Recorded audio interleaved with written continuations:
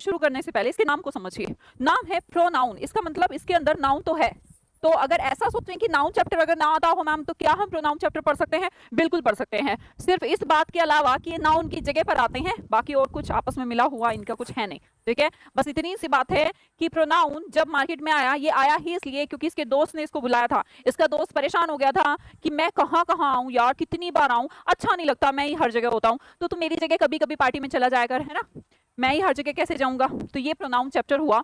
Basically pronoun वो होते हैं जो नाउन को रिप्लेस करके आते हैं। मैं एकदम बेसिक से शुरुआत करूंगी, एकदम जीरो से। अगर आपको कुछ भी नहीं आता तब भी बहुत कुछ आ जाएगा, और लेके मुझे उसी लेवल तक जाना होगा जो आपका कॉम्पिटिटिव एग्जाम मांगता है। ठीक है, तो नाउन की जगह पर आने वाले शब्दों को प्रोनाउन कहते हैं। अगर मैं आपसे पूछूंगी कि प्रोनाउन क्या होते हैं तो शायद आप कहना शुरू कर दें I, we, you, he, she, ma'am, ये प्रोनाउन होते हैं। ठीक है, ऐसा ही शायद आप कहेंगे। ये प्रोनाउन आपने पहचान की कहा कौन कौन से होते हैं, ना कि ये कहा कि प्रोनाउन क्या होते हैं।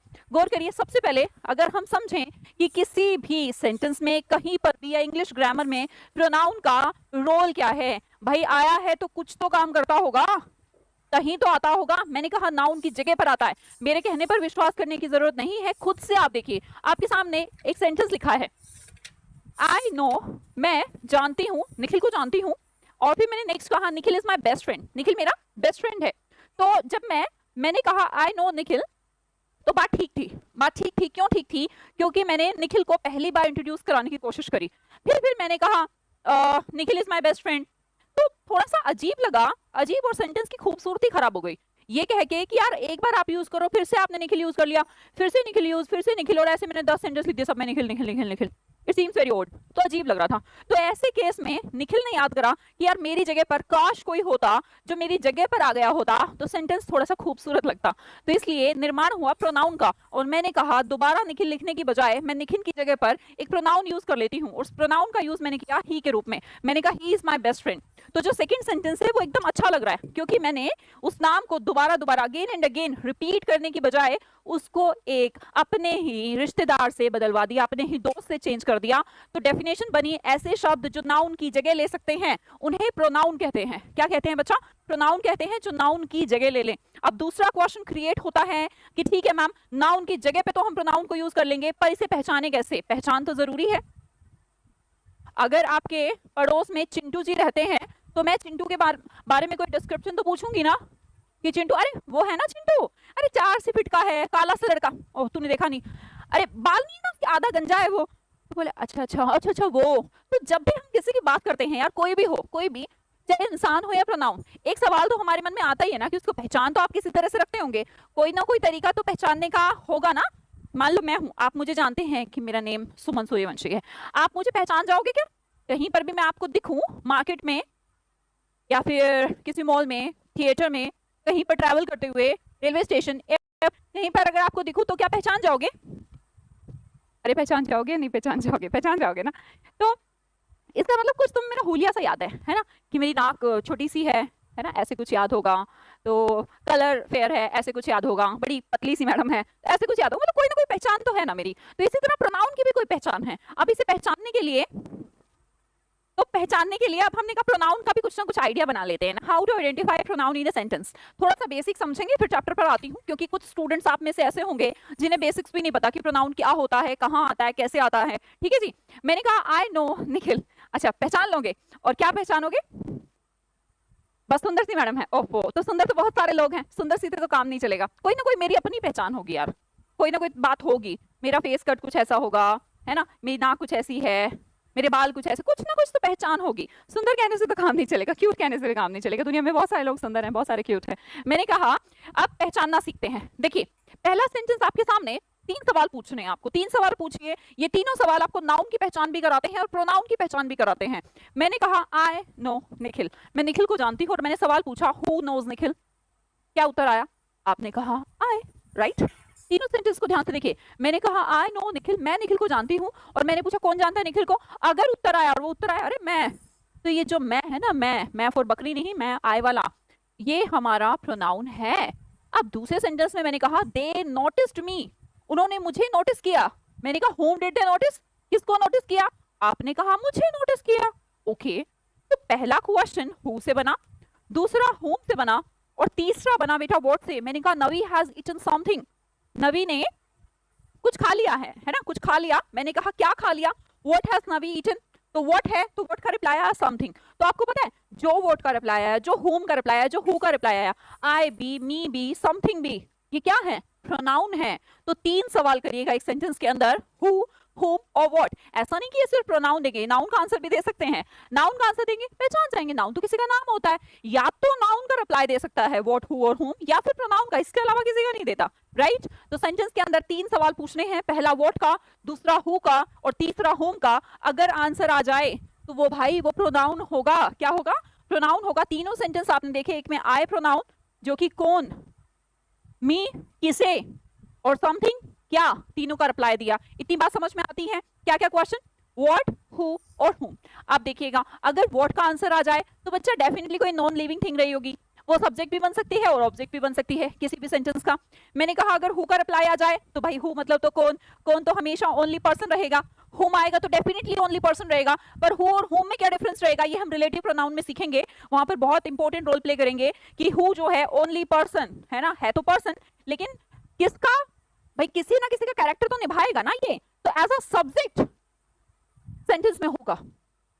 अगर होम का रिप्लाई मिल रहा है तो वो एज अ ऑब्जेक्ट होगा। तो ऐसा कुछ याद करने की जरूरत नहीं है। अभी जो आपने एग्जांपल देखे कि आप में इसमें समझ सकते हैं, आई नो निखिल, तो यहाँ पर जो हु का रिप्लाई है बच्चा, आई क्या है, सब्जेक्ट नहीं है क्या यहाँ पर, और हु का रिप्लाई भी है, यही मैं कह रही हूँ। दे नोटिस्ड मी, मी होम का रिप्लाई है, जी हाँ, तो ये ऑब्जेक्ट नहीं दिख रहा क्या आपको, ऑब्जेक्ट दिख रहा है। तो गौर करिए, हु का रिप्लाई सब्जेक्ट होगा और होम का रिप्लाई ऑब्जेक्ट होगा, पर व्हाट का रिप्लाई सब्जेक्ट एंड ऑब्जेक्ट दोनों हो सकता है।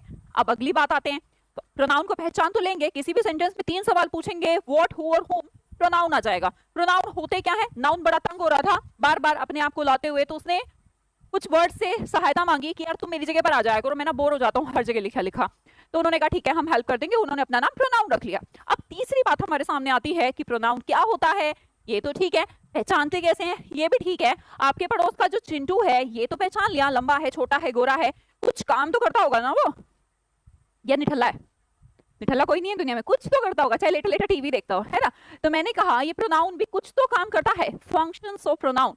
तो प्रोनाउन के कामों को डिस्कस कर लेते हैं। जब तक हमें छोटी छोटी बातें नहीं आती, चैप्टर में परेशानी होगी और हम कहेंगे यार रट्टा मारना पड़ रहा है। रट्टा इसलिए मारना पड़ता है क्योंकि हम बेसिक चीजें समझते ही नहीं है। बेसिक चीजों की बिल्डिंग तब बनेगी जब उसका बेस अच्छा होगा, फाउंडेशन अच्छा होगा, राइट।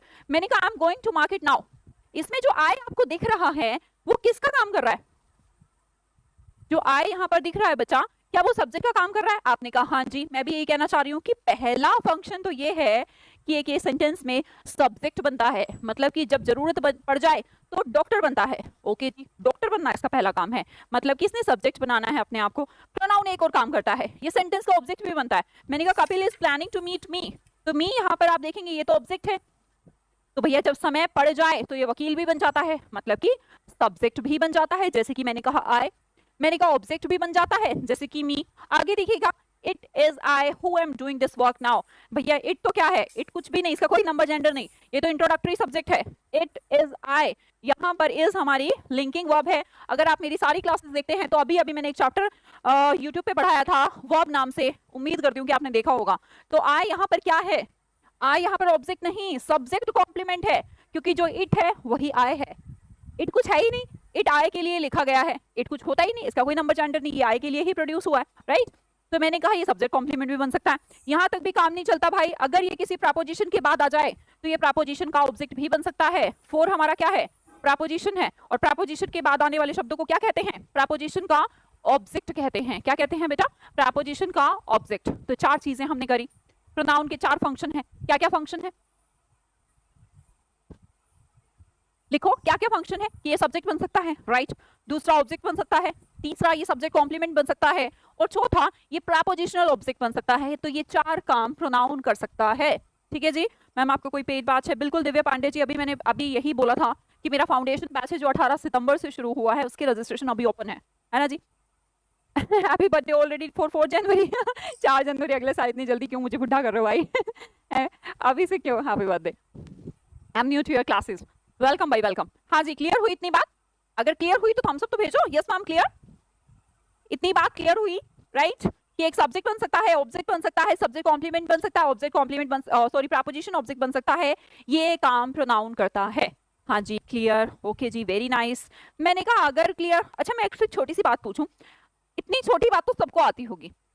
पहले सेंटेंस के अंदर ही या फिर हिम ब्रोक द ग्लास, क्या आना चाहिए यहाँ पर?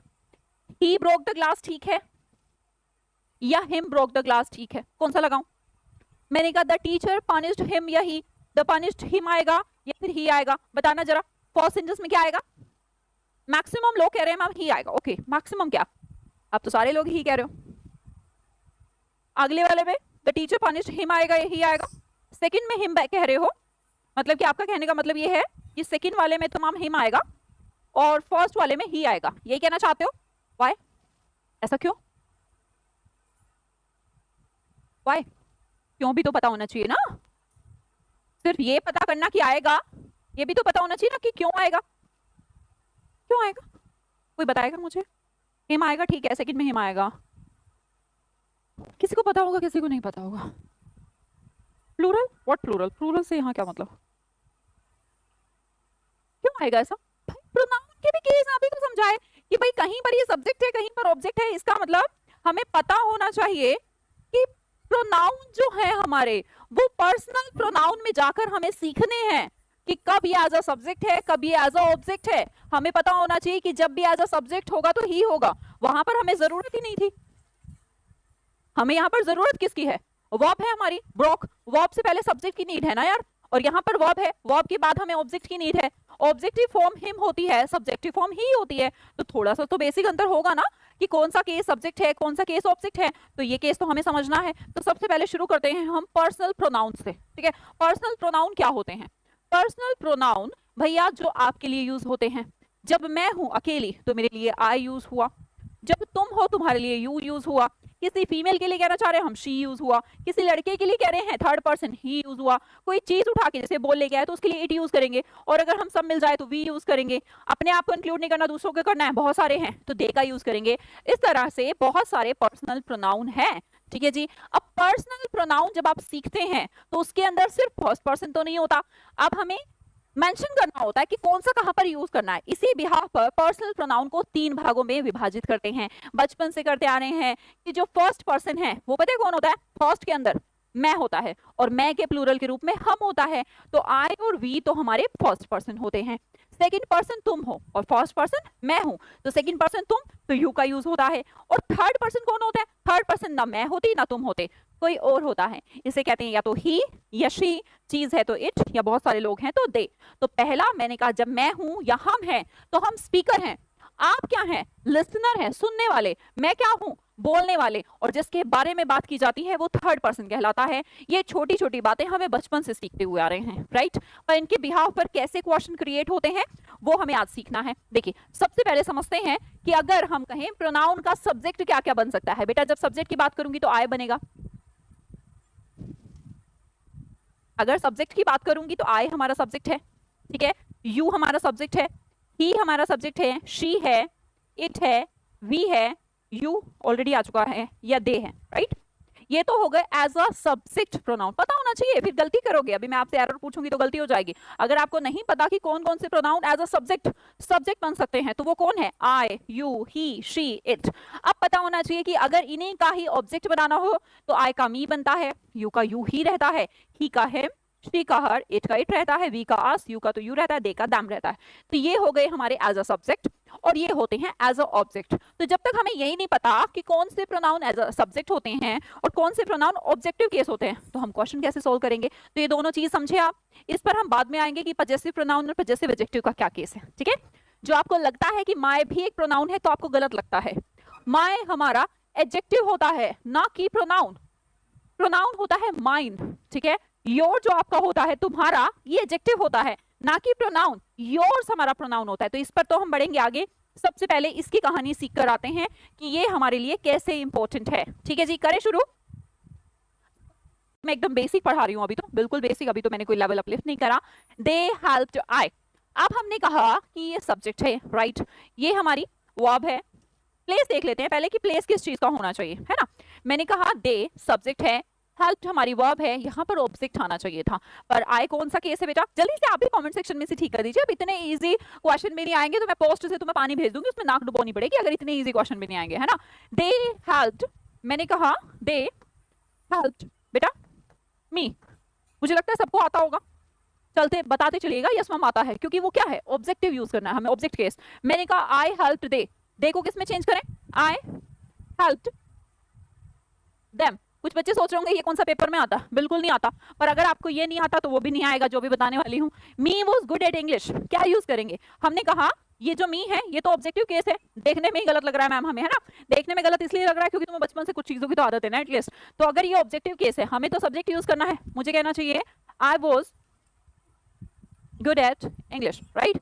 अगला सेंटेंस ठीक करिए, Ram and me were not good friends, Ram and me were not good friends, Ram and I, why, क्योंकि ये हमारा क्या है वर्ब है, और वर्ब से जो पहले आता है भाई सब्जेक्ट है, यहाँ पर जो राम है एंड मी है ये पूरा का पूरा सब्जेक्ट है, तो ये मत सोचना कि राम आ चुका मी तो ऑब्जेक्ट है, मी कोई ऑब्जेक्ट है ही नहीं भाई, मी भी हमारा सब्जेक्ट ही है, तो आपको यूज करना चाहिए as a subject Ram and I, clear. Subject क्या है, राम भी सब्जेक्ट है और आई भी सब्जेक्ट है, हमने कहा Ram and I were not good friends, right। और देखिए आगे देखिए क्वेश्चन, अगला क्वेश्चन सॉल्व करिएगा, चलो इसलिए तो तुमने बहुत मजे में कर दिए ना। अगला क्वेश्चन सॉल्व करेंगे, थोड़ा साइड हो जाए, लो जी हो गए। हाँ दया शंकर जी, 4 जनवरी में अभी बहुत समय है, ठीक है, मेरी इतनी जल्दी उम्र ना बढ़ाएं, तो कृपया आप क्वेश्चन पे ध्यान देंगे। गुड इवनिंग जी समीर, थोड़ा लेट आ रहे हैं, थोड़ा क्या कुछ ज्यादा ही लेट नहीं आ रहे।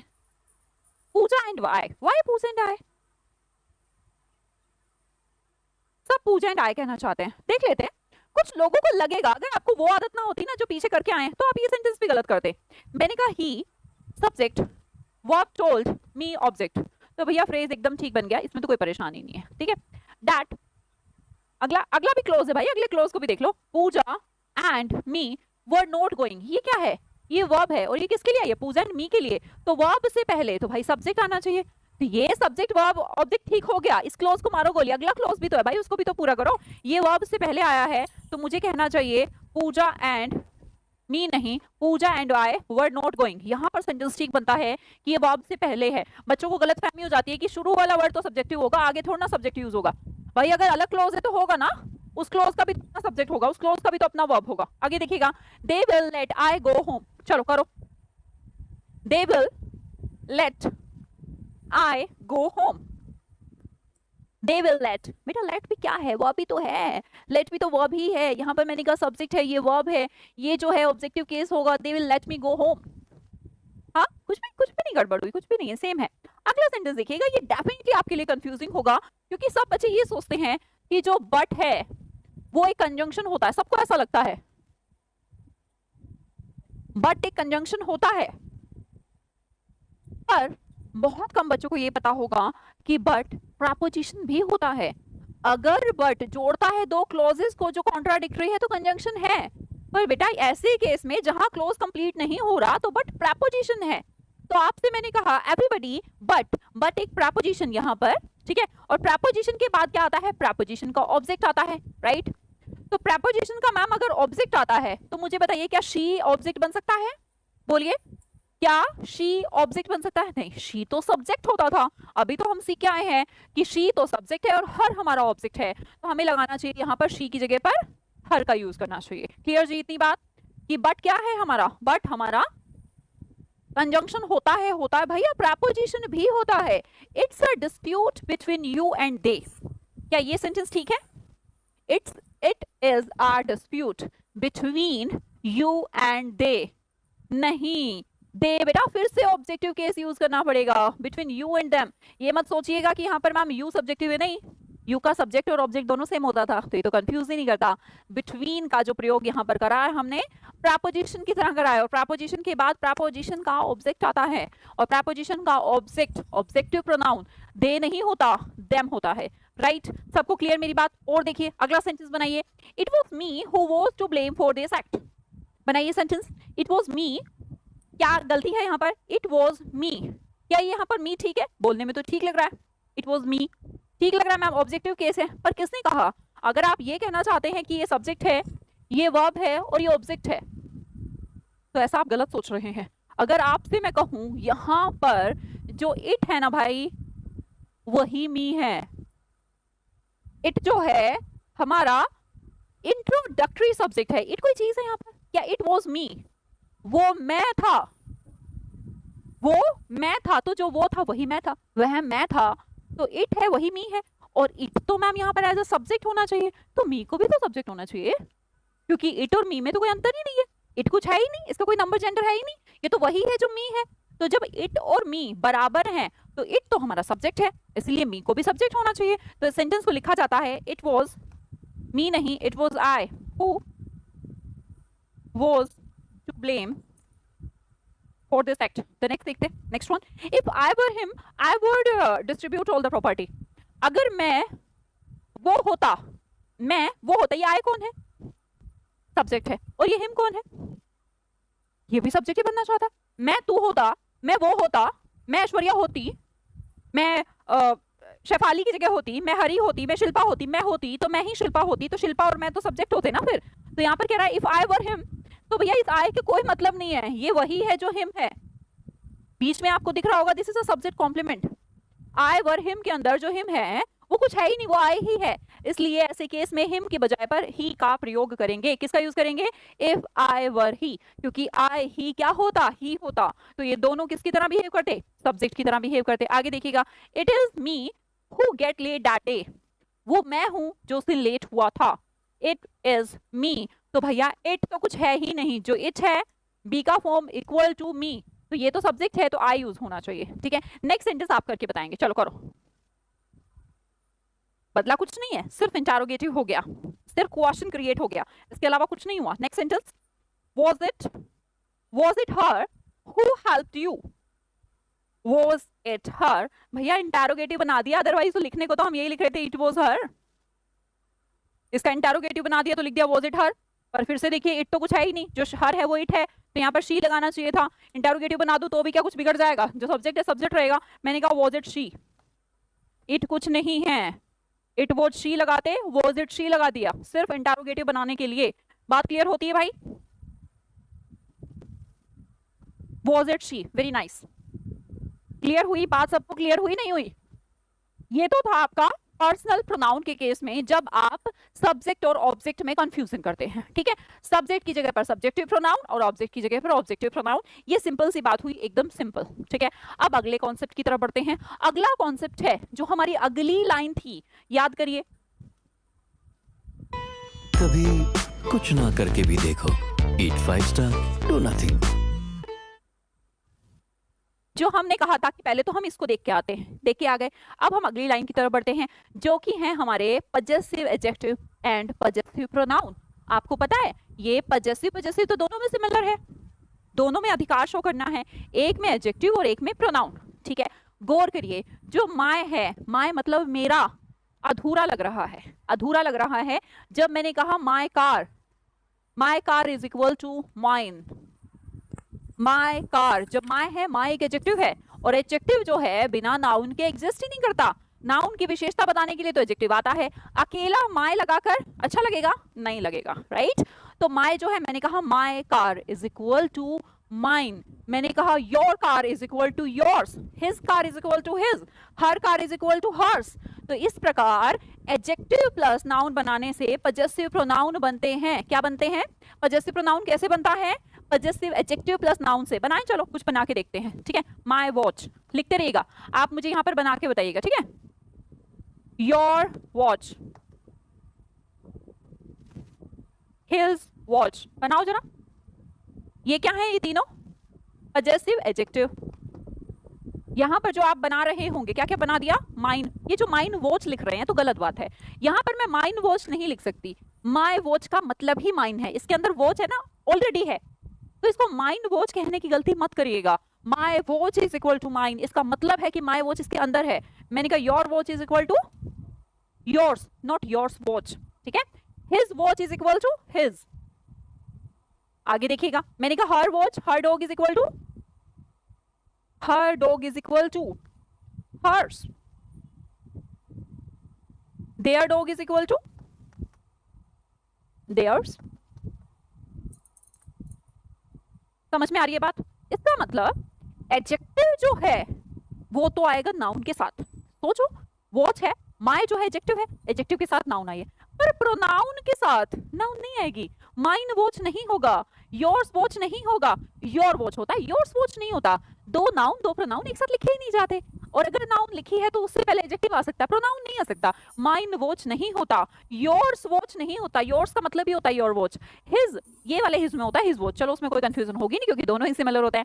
हर्स डॉग नहीं हो सकता क्योंकि हर्स डॉग का मतलब होता है हर डॉग. तो याद रखिए, जब भी एडजेक्टिव हो, पजेसिव एडजेक्टिव हो, जो कि ये 3 2 ये सारे शब्द एडजेक्टिव हैं, इनके साथ तो नाउन आएगी. बट अगर प्रॉब्लम आ जाए प्रोनाउन की तो प्रोनाउन के साथ कोई भी नाउन नहीं लगता. मैं इसको एग्जांपल से समझाती हूँ. चलो आपके सामने एक एग्जांपल दिया है, मुझे फटाफट, जितने लोग भी देख रहे हैं फटाफट मुझे रिप्लाई करेंगे कि इसमें क्या लगाऊं. आई like your bag, I like yours bag, but you do not like माई. पहले तो इन दोनों में बताओ बेटा. ये वो ऐसे एरर हैं जो एग्जाम में पूछ लिए जाते हैं और हम कंफ्यूज रहते हैं क्योंकि हमें बेसिक ही नहीं पता, हमें पता ही नहीं, बस रट्टा मारते रहते हैं हम. योर्स नहीं आता है, किसमें योर आता है, क्यों आता है उसे समझा रहे हैं हम आज. योर आएगा, आई like your bag, okay, yours नहीं आएगा. अच्छा, तुमने देखा यहाँ बैग लिखा है, बैग क्या है? नाउन है. नाउन से पहले क्या आ सकता है? प्रोनाउन आ सकता है. नाउन से पहले प्रोनाउन नहीं आता, नाउन की जगह पर प्रोनाउन आता है. नाउन से पहले तो एडजेक्टिव आ सकता है भाई. ये केस हमने अभी समझाया है आपको. हमने देखा बैग क्या है? नाउन. नाउन से पहले क्या आ सकता है? Adjective, not pronoun. इनमें योर और योर्स में प्रोनाउन कौन सा है? योर्स प्रोनाउन है, बड़े वाला प्रोनाउन होता है, ठीक है. और योर एडजेक्टिव, तो क्या आना चाहिए? योर आना चाहिए. मैंने कहा आई लाइक योर बैग, मुझे तुम्हारा बैग पसंद है, बट तुम्हें मेरा पसंद नहीं है. But you do not like माई. अब ये अब हवा में लटका है, ये एडजेक्टिव. हवा में लटका एडजेक्टिव बिल्कुल अच्छा नहीं लगता. एडजेक्टिव की कोई औकात ही नहीं होती अकेले की, ये नाउन के लिए आता है, नाउन की जगह पर नहीं, नाउन के लिए आता है. तो मुझे लगा ये हवा में लटका, इसके बाद तो कोई नाउन लगाना ही भूल गए हम. और अगर नाउन होती तो क्या होती? बैग होती. ऐसा कहना चाहिए था, आई like your bag but you do not like my bag. ऐसे ही तो कहना चाह रहे थे हम कि ये जो माय आपने एडजेक्टिव को ऐसे बीच में कर दिया है, गलत बात. यहाँ पर लिखना चाहिए माय बैग. पर बेटा बैग के रिपीटेशन को तो बचाना है भाई, किसी नाउन के रिपीटेशन को तो बचाना है, तब वरना तो प्रोनाउन चैप्टर ही खराब हो जाएगा. अभी मैं आपको सिखा के आई हूं, तो my bag is equal to mine. तो आपको पता होना चाहिए इस सेंटेंस के अंदर 2 एरर थे. पहले में आपको योर लगाना था, दूसरे में आपको माइन लगाना था. अगर ये बात क्लियर होती है तो प्लीज मुझे जल्दी से थम्स अप भेजेंगे ताकि मैं अगला सेंटेंस आपके सामने लेके आऊं. जल्दी फटाफट. पक्का सबका ठीक है? Prateek, Mehak, ninja, Prateek, Shiva, Ishani, Manish, mind ma'am, very nice, Pooja, Reshma, Honey, Anil, Seema, Nishant, very good. Thumbs up की संख्या थोड़ी ज्यादा होगी तो मुझे समझ में आएगा कि सबको क्लियर है, वरना तो ऐसा भी हो सकता है कि आधों को क्लियर हो. I like your bag and you do not like my bag is equal to mine. Very nice. मुझे लगता है मैक्सिमम लोगों को समझ में आ गया होगा. अगर आ गया होगा तो फिर नेक्स्ट सेंटेंस आप कर दोगे भैया. आने का और ये थम्स अप जो आप इतने सारे भेज रहे हो, इसका मतलब तो ये है ना कि ये सेंटेंस आप कर दोगे. करो, चलो करो.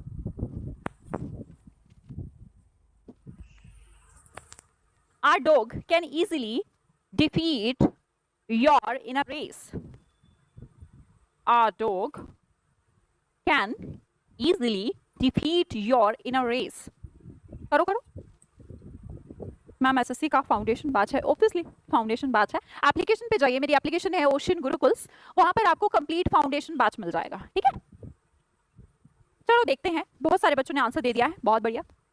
आर्स डॉग, गौर करिए, डॉग यहाँ पर नाउन है.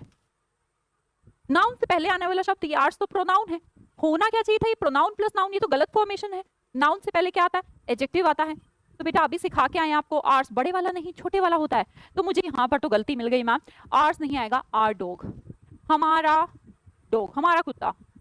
हमारा कुत्ता बहुत आसानी से तुम्हारा हरा सकता है. Our dog can easily defeat your in a race. अब हमने देखा कि योर क्या है? ये तो एडजेक्टिव है. इसका मतलब इसके बाद कोई ना कोई नाउन होगी, और हम जैसे ही ट्रेन में बैठे और आगे चले तो यहाँ तो प्रपोजिशन मिल गई गड़बड़। तुरंत माइंड क्लिक होना चाहिए कि एडजेक्टिव के पास प्रोनाउन कैसे, एडजेक्टिव के बाद तो नाउन आना जरूरी है ना। तो भाई योर हमारा एडजेक्टिव होता है, तो एडजेक्टिव के बाद तो नाउन यहाँ पर लगाना चाहिए मैम। योर डॉग, मेरा कुत्ता तुम्हारे कुत्ते को आसानी से हरा सकता है, ये कहना चाह रहा था ये, ना कि तुम्हारा हरा सकता है। सेंस पे नहीं यार, समझ पे जाइए, है ना। ऐसे ठीक ही तो लग रहा है, ठीक ही लगने से क्या होता है, ग्रामेटिकली तो गलत है ना। तुम्हारे कुत्ते को, मेरा कुत्ता तुम्हारे कुत्ते को आसानी से हरा सकता है, तो योर को नहीं, योर डॉग को। अब मैंने कहा क्या योर डॉग लगाना ठीक रहेगा? भैया किसी नाउन के रिपीटिशन को बचाने के लिए तो प्रोनाउन आया था, तुमने उसकी बात नहीं मानी, तुमने तो उसकी बेइज्जती कर दी कि नहीं ऐसे ही लगा दो। क्यों लगा दो भैया, रिपीटिशन रोकिए। Your dog is equal to yours. बताइए भाई, क्लियर? हाँ जी, सिंपल, सबको क्लियर? इतनी बात क्लियर होती है, वेरी नाइस। आगे बढ़े, चलो जी आगे बढ़ते हैं। यहाँ पर आपने देखा प्रोनाउन के केस देखे, चलो अगला देखो, टेस्ट योरसेल्फ। अगला क्वेश्चन देखिए, मेंस में आया हुआ क्वेश्चन, फटाफट। बेसिक से ही चीजें बनती है ना। Unless 2 or more students object to him joining the seminar, we shall have to accept his application for admission. जब तक दो या दो से ज्यादा स्टूडेंट्स उसके प्रपोजल सेमिनार में ज्वाइनिंग को ऑब्जेक्ट नहीं कर देते, मतलब कि ना नहीं कर देते, मना नहीं कर देते, तब तक हमें उसकी एप्लीकेशन एक्सेप्ट करनी पड़ेगी। Thank you Gaurav Singh ji, thank you so much. Ma'am 0 से इंग्लिश पढ़नी है। कुशवाहा जी देखिए, मेरे फाउंडेशन बैच चलते हैं, मैं एकदम बैच क्लास की स्टार्टिंग में ना आपको इन्फॉर्मेशन दे देती हूँ, पर बार बार तो नहीं दे सकते। तो फाउंडेशन बैच चलते हैं। आप, मेरी एप्लीकेशन है ओशन गुरुकुल्स, तो प्ले स्टोर पे जाएंगे और ओशन गुरुकुल्स एप्लीकेशन को डाउनलोड कर लेंगे, ठीक है। तो जैसी वो एप्लीकेशन मिलेगी, ओपन करेंगे तो आपको सब मिल जाएगा, जिस भी एग्जाम की तैयारी कर रहे हो। फाउंडेशन बैच सबके लिए अवेलेबल है। आगे देखते हैं, चलो जी। मान लो किसी को ये सेंटेंस नहीं आ रहा, मैं एक सेंटेंस बताती हूँ, ये बताइएगा, है ना। इसको तो छोड़ो, काट दो एक बार। My father hates me going movie late night. ये सेंटेंस देखिए, मेरे फादर नफरत करते हैं, मी मतलब मुझसे, या फिर मेरे जाने से, लेट नाइट मूवी जाने से नफरत करते हैं, या मेरे फादर मुझसे नफरत करते हैं। और करिए, आपके पापा को ना पसंद नहीं है, क्या पसंद नहीं है? आप या आपका जाना, आप पसंद नहीं है आपके फादर को, आपका लेट नाइट मूवी में जाना पसंद नहीं है। तो बेटा यहाँ पर माय फादर हेट्स मी नहीं, my father hates my going. तो गोइंग आपको पता है V1 प्लस ING नाउन की तरह बिहेव करता है, ठीक है। तो मैंने कहा मेरे फादर को मैं तो पसंद हूँ यार, ऑब्वियसली, मेरा जाना पसंद नहीं है, तो ये जेरेंट है, और जो जेरेंट है वो नाउन से ही जेरेंट बनता है। मैंने कहा मुझे मी गोइंग नहीं लिखना चाहिए, माय गोइंग लिखना चाहिए।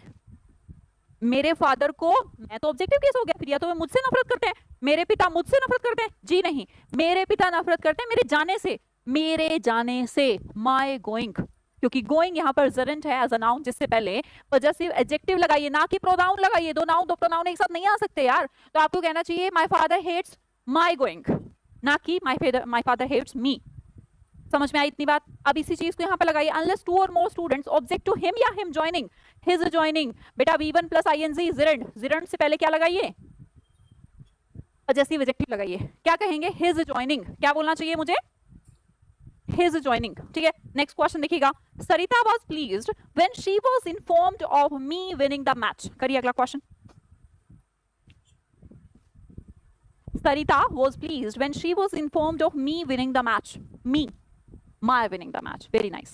winning फिर से हमने कहा V1 plus ING, it behaves like a noun, और उससे पहले एडजेक्टिव लगाइए ना कि प्रोनाउन। तो आपको कहना चाहिए my winning। क्लियर? आगे देखते हैं, रिफ्लेक्सिव प्रोनाउन की तरफ बढ़ते हैं। रिफ्लेक्सिव प्रोनाउन क्या होता है?